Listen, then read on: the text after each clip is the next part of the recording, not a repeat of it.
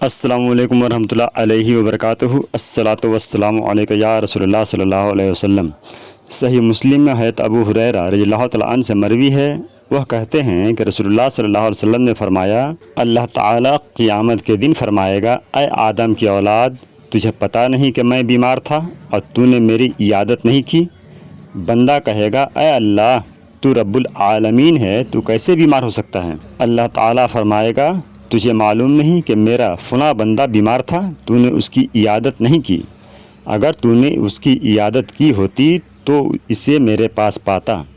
پھر اللہ تعالیٰ فرمائے گا، اے آدم کی اولاد، میں نے تجھ سے کھانا مانگا، تو نے مجھے کھانا نہیں کھلایا۔ بندہ کہے گا، اے اللہ، میں تجھے کیسے کھانا کھلاتا جبکہ تو رب العالمین ہے، یعنی کھانے پینے سے تیری ذات پاک ہے۔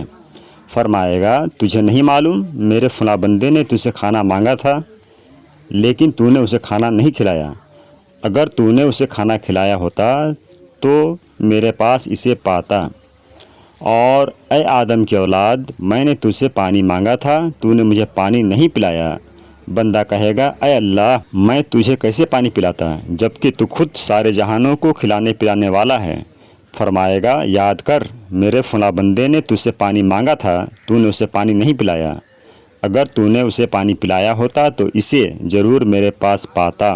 محترم حضرات، حدیث پاک کے لفظ پر غور کریں تو پتہ چلے گا کہ اللہ کے حضور بھوکے کو کھانا کھلانے، پیاسے کو پانی پلانے اور مریضوں کی عیادت کرنے اور ضرورت ہو تو دوا اور دیگر ضروریات کا انتظام کرنے کی اللہ کی بارگاہ میں بہت بڑی قدر و منزلت ہے۔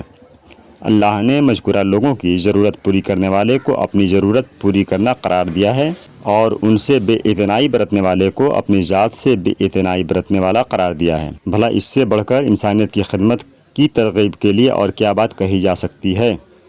اگر ویڈیو پسند آیا ہو تو لائک اور شیئر کریں، اور اسی طرح کے مزید ویڈیو کے لیے ہمارے چینل رجاء اسلامک آفیشیل کو سبسکرائب کریں۔